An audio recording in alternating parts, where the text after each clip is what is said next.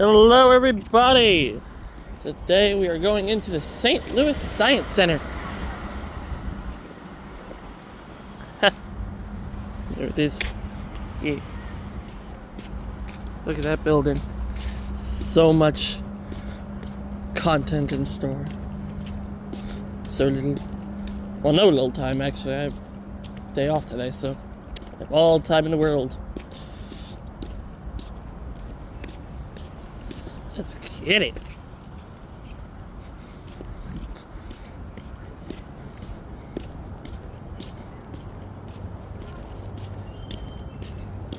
Let's see. Yeah.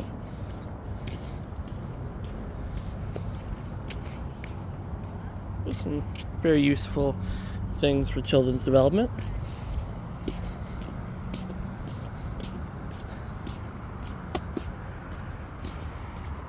Look at these beautiful flowers.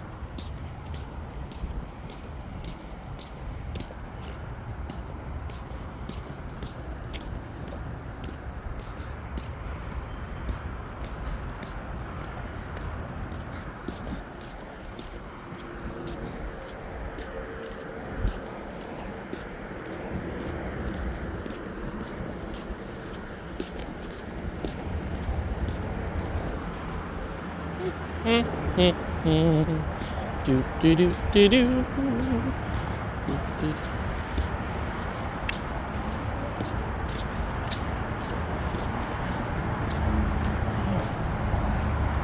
All right, and here we are. Let's not waste any time. Let's get in it. Wow, till 4:30. Okay, cool. Oh. Oh.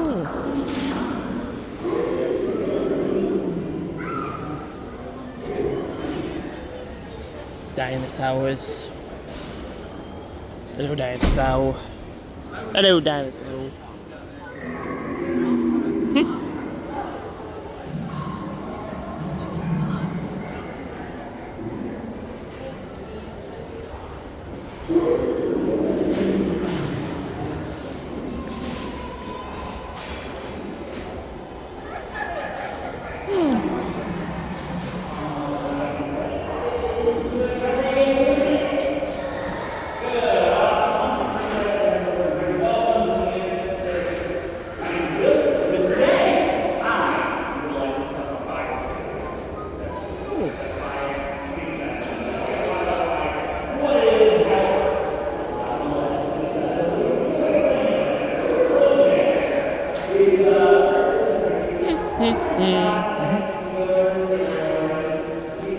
Oh, we'll go down here and watch this.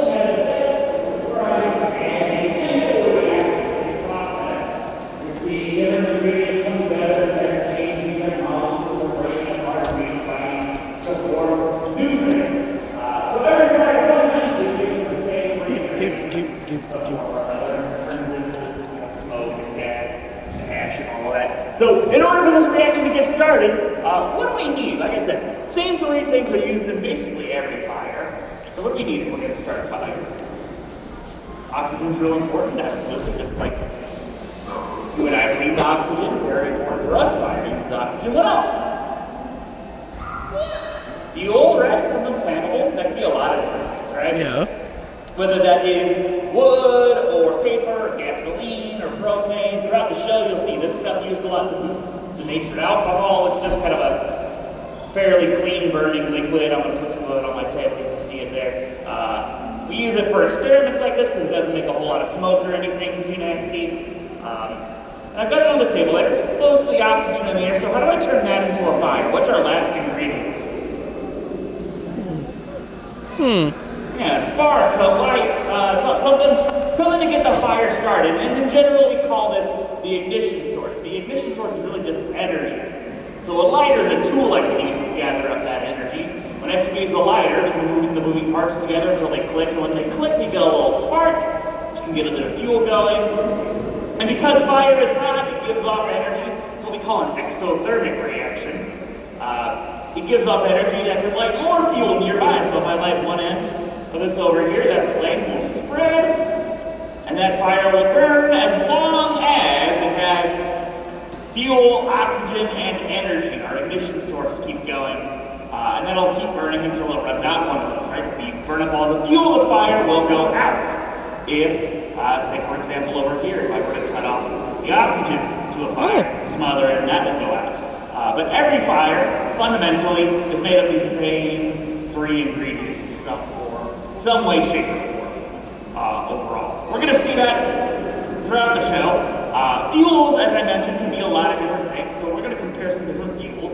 I've got up here. Now, this is that alcohol you saw burning by itself, kind of a pale bluish flame. I'm going to add it to some other fuels here. We're going to compare the difference. If we add something new, you can see the difference that each of these chemical salts have as fuels on our fire. You can use that as kind of the control for this experiment. We know the alcohol and how it looks on its own, so let's compare it to this stuff. Does this look different at all?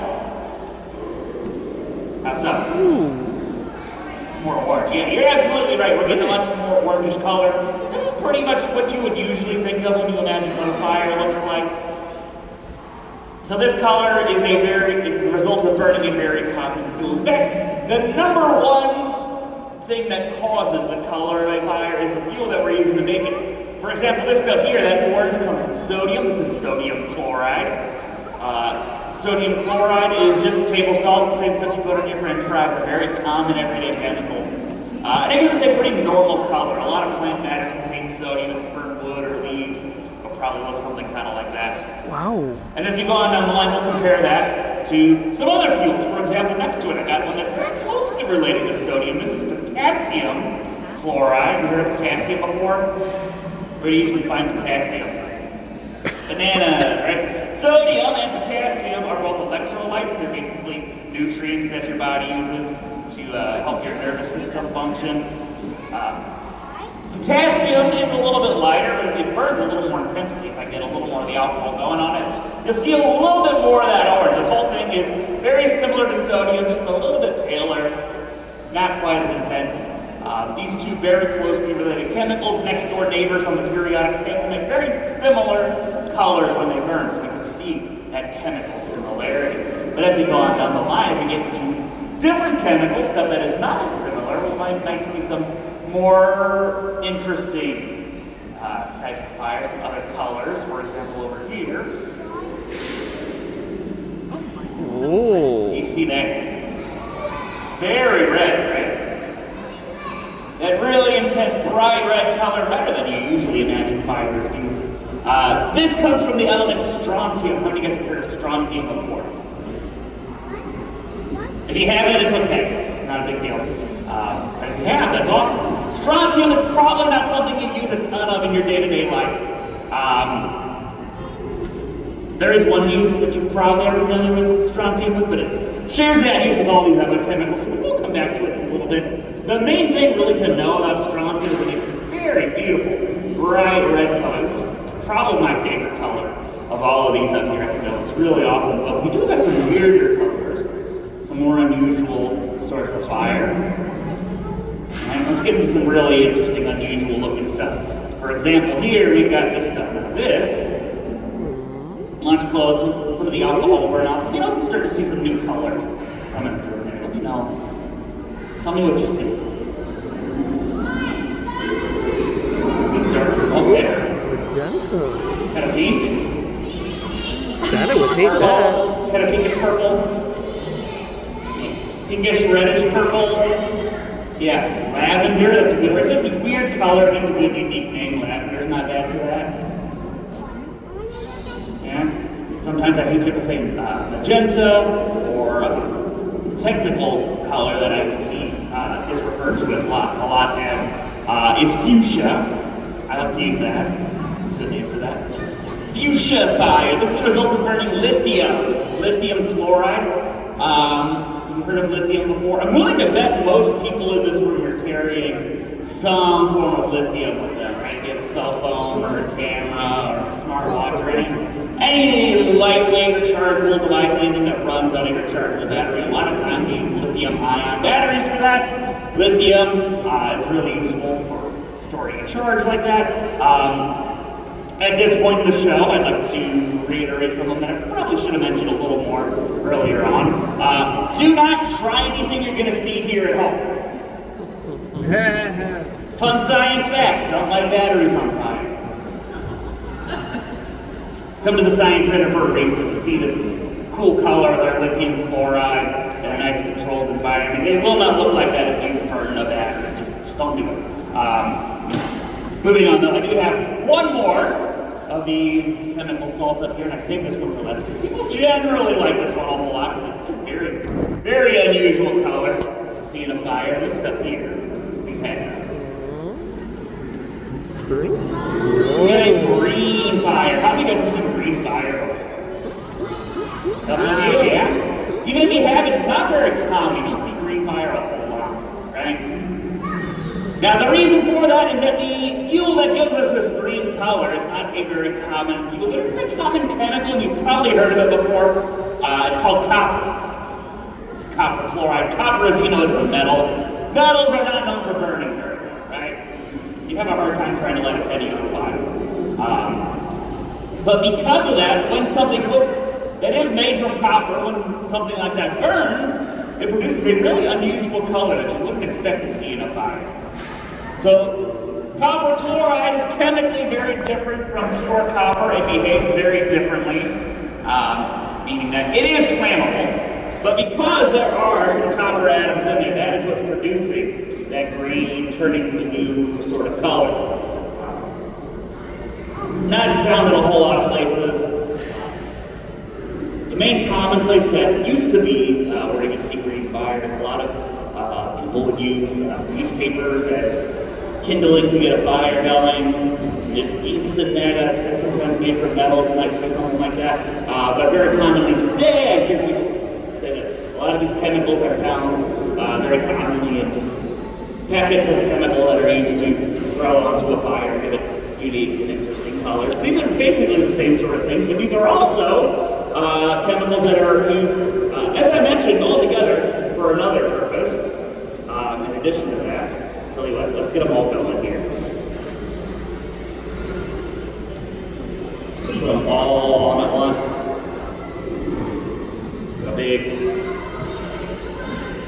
Get a good amount of fuel on each of them, connect them together.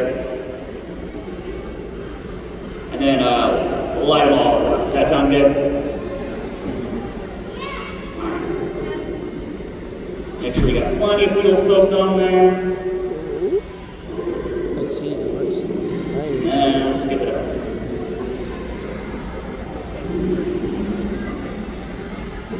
All the way down here, right? Sure looks them. Again, don't try this at home. Right Don't place. let your kitchen table on fire. Our table's made to have fire on it. Are you guys ready? Let's see if it works. Here we go. 3, 2, 1.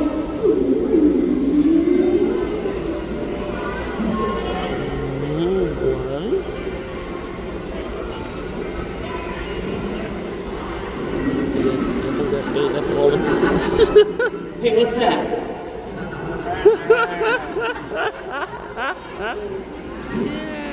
Wow. Woo, woo, woo! Thank you. Have you guys ever seen a bunch of colors like this all together before? No? Like up in the sky? Yeah. It's a rainbow of fire? This is a rainbow of fire. Yeah, but fireworks are things that use these same chemicals to produce these colors. If you were to go out on the 4th of July or New Year's Eve or something like that, and you go out and you see big fireworks displays. You see, for example, strontium. Any place you've seen strontium before is that it's used to make the colors in those red fireworks. Each of these chemicals produce their own colors that make all kinds of interesting displays. These are just one ingredient, so these are what produce the colors. These will usually be mixed up with other things like gunpowder, accelerants, and all put into rockets and then launched up into the air, which is also really important. Let me ask you guys this question. Oxygen is something a fire needs. Where do you think there's more oxygen? Here, on my lab table, or up in the air? In the air. On my table? The air is made from oxygen, right? think if we put these up into the air, you think they might burn a little more explosively? Look a little more like fireworks? Should we try it out? Let's do it. Now, to do that, it's actually pretty easy because these chemicals are, like I said, these are all chemical salts. These particular compounds with all these chemicals in them. And salts dissolve in stuff really well, so it's really easy to make something like this. This is that same alcohol over there. Just with a bunch of, in this case, copper chloride dissolved, and you can see it kind of turns to green. So you have this solution of all this stuff mixed together, the same fuels we just used, just mixed together in slightly different proportions. And we're going to put it up into the air. We're going to spread that fuel out, give it, hopefully, more oxygen. And if we have a little pilot light to act as an ignition source, hopefully let's give it a try. See something interesting like. Woo, woo, woo! A big, bright green fire. Pew, pew, pew, pew. That sound might like that. Okay.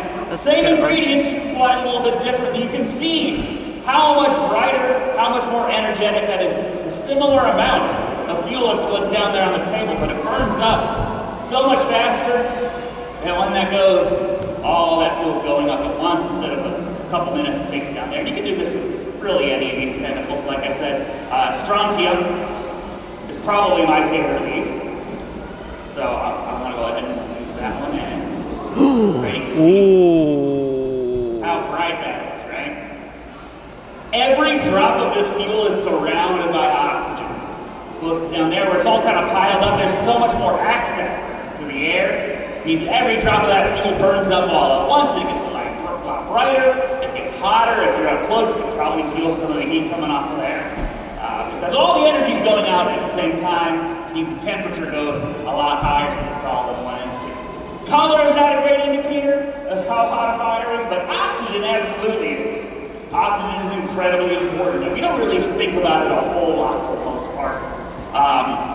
Unless we're having problems with stuff that doesn't involve making a fire, usually. We're going to take a look at what oxygen does here. I've got a special chemical in this test tube here. This is what's called an oxidizer.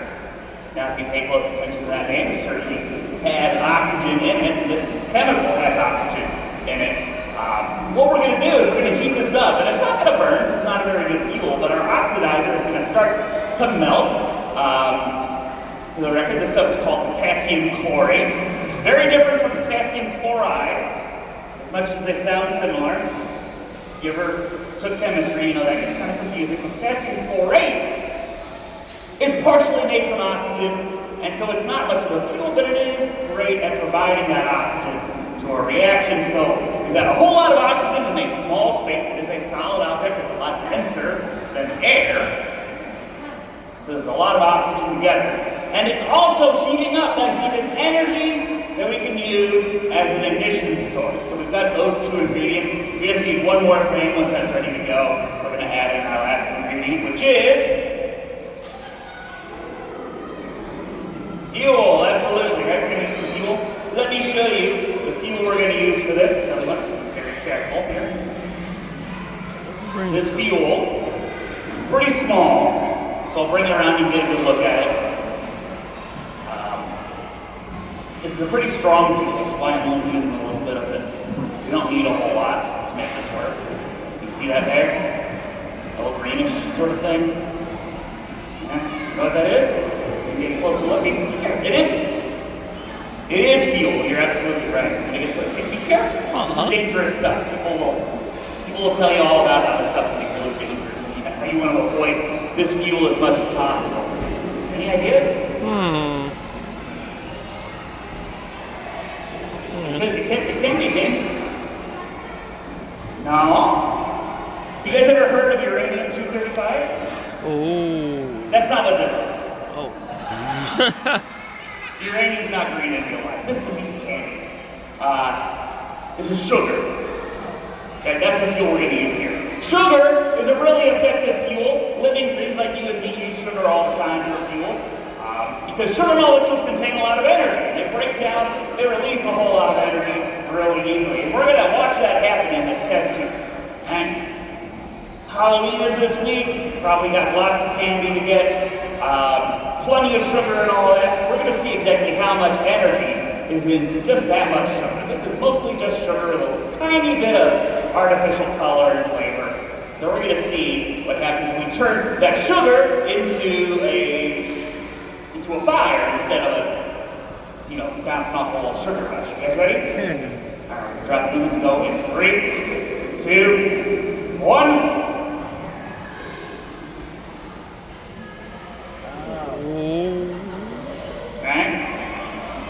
So after you eat a whole bunch of sugar, you have a lot of energy. What happens after a while? Yeah, right? All the energy stops real suddenly, just kind of goes out. Right? So what you're seeing almost the exact same chemical process. That sugar is reacting with oxygen. In your body, that happens in a much more dispersed scale throughout your cells to produce energy. So if we just turn that into a fire, well, you have a lot of energy in a few seconds, but it burns out just as quick. Also, burnt sugar doesn't smell very good. I'm going to put it over here just to get it out of my way. But my point here is not all fuels are created equal. You can see you get a lot of energy out of just a tiny little bit of that sugar. There's a reason your body has evolved to think that tastes good and not just sticks and giggling and stuff. But I do want to come back over here. I want to do one more experiment before we finish things up today. Doing this kind of show where we're talking about fire and lighting things on fire, I think we should blow something up before the end of this. Great, you guys want to blow something up? Alright, let's blow something up. Now, you can be excited about that too. To blow something up, to do it safely, I've got this thing here. What you're looking at is a highly advanced piece of equipment. What you're seeing here is the end result of many years and many dollars of research and development by the experts at the St. Louis Science Center Space Program. Why are you laughing? This is serious stuff. This is what we call a whoosh bottle. Now it's designed to contain an explosion. Basically the way it does that is that it's got a big hollow empty space on the bottom and an opening in the top. So we can put all our ingredients together, and once all of our ingredients are in one place and start to react, the explosion will be contained in here as well. Which is to say, not on me. So what's in here at the moment? There's air, right? Not nothing, air which contains oxygen. You guys are thinking like chemists. If you haven't noticed, oxygen's really reactive. Something we're always very aware of anytime we're doing chemistry, but sometimes that's useful. We're going to take advantage of the oxygen in the air. It's going to react with the fuel that I'm putting in here, that same alcohol from before. Now, comparing these, this doesn't seem like we have a whole lot of fuel for this giant bottle, right? But we don't need a whole lot of liquid. I'm going to do something really cool. I'm going to put just enough of that liquid in there just to soak all the insides of that bottle. And then, I'm going to use a very special patent technique known as shaking it up to take that liquid fuel, and we're going to turn it into fumes and vapors. We're going to get some of that liquid to evaporate and mix into the air, which, as we know, mixing our fuel and oxygen really well makes a big difference, right? It's going to make it a lot more explosive, a lot more energetic, when every bit of that fuel is all up in the oxygen in there. This is really similar to what you might experience if you ever go to a gas station. You know that gasoline smell? Yep. It really smells like I know that. I work at one. Who feels I know different about the that. smell? I know that smell better than anybody. Cool. Usually there's not a whole lot of people who feel super different. That's how I feel. And it's always, I find it very fascinating. Anyway, what you're smelling there are the fumes coming off of that liquid. This is the same thing. It's just made from alcohol instead of gasoline. So if nothing else, if you haven't learned anything today, what you're about to see here is a great demonstration of why you should never, ever light an open flame with a gas pump. You need that. Alright, you guys ready? Alright, we got a few more good shakes. We're going to take our ignition source to it with my lighter. What I do is it's going to make a bit of noise. It's usually not too bad, but sometimes it's loud. So just be prepared. Here we go. 3, 2, 1. Wow. Woo woo! Yeah. That's why it's called a whoosh bottle. You like that? Yeah. Awesome. That's all I got for you guys today. Thank you so much for coming out. Yeah! Woo woo woo! Yeah. If you got any questions, feel free to hang around. I'll be up here a little bit. But we got another show coming up at 1:15. you like dinosaurs, come on back for that. It's a lot of fun. Thank you guys.